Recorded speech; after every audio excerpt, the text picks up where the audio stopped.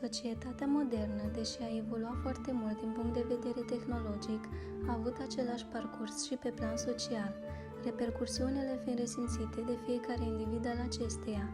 Oamenii din întreaga lume se simt mai triști și mai stresați decât se simțeau în urmă cu un deceniu.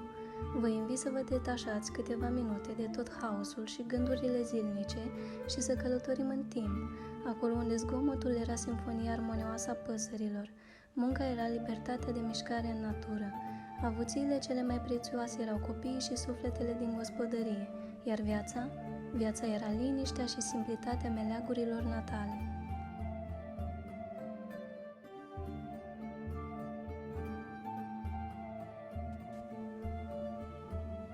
Țăranul este omul pământului, iar țăran fără pământ este un nonsens, spunea filologul George Pruteanu. El își confecționa diverse lucruri, ustensile și utilaje folositoare pentru munca câmpului, cât și pentru treburile casnice. Unul din meșteșugurile vremii era prelucrarea și sculptarea lemnului. Țăranul de altădată își confecționa și își întreținea singur obiectele din gospodărie, mobilier, unelte, vase de gătit, tacâmuri, icoane, cruci și jucării pentru cei mici. De asemenea, alimentele erau din producție proprie, din propriile culturi, de legume și fructe și de la propriile animale.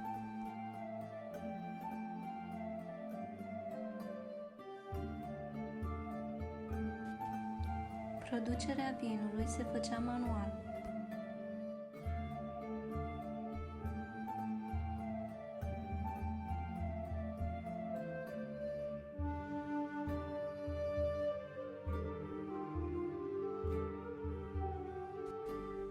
Olăritul era un alt meșteșug al vremii.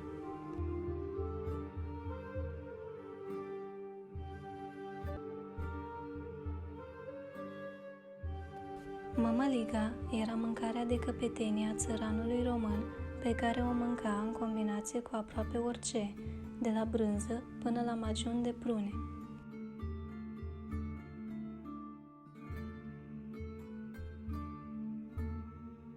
Pâinea se mânca la zile mari de sărbătoare, fiind un lux. Pâinea sau lipia făcută din făină de grâu era o mâncare rezervată mai mult zilelor de sărbătoare. Tot atunci obișnuiau să facă colaci sau cozonaci.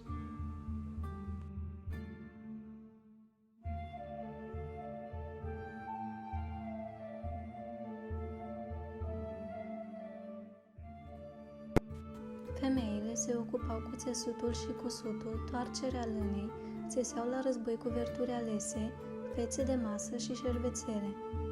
Suveica și războiul erau nelipsite din gospodării.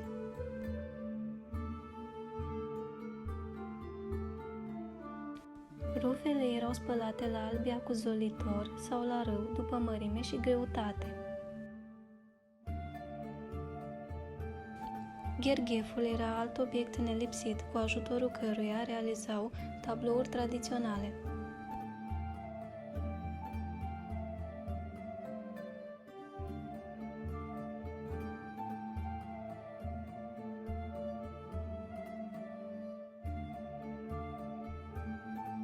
În lada de zestre adunau haine și lucruri noi confecționate, acestea putând fi folosite doar după căsătorie.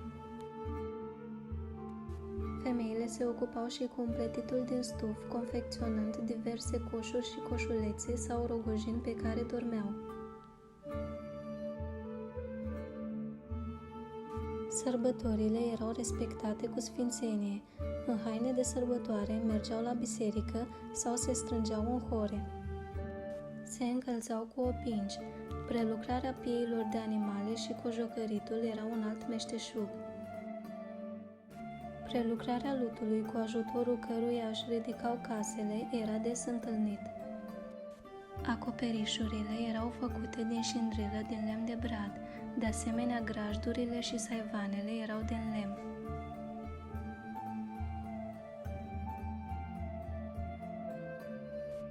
Despre igienă, săpunul de casă făcut cu untură, sodă caustică, apă și sare și leșia obținută prin fierberea cenușei, împreună cu pieptănul de os, erau adevărați aliați ai curățeniei.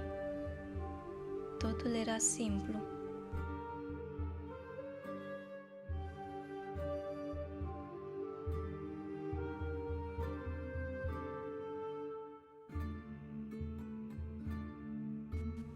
Încearcă să te oprești din maratonul timpului câteodată și caută să păstrezi mereu o bucată de cer asupra vieții tale.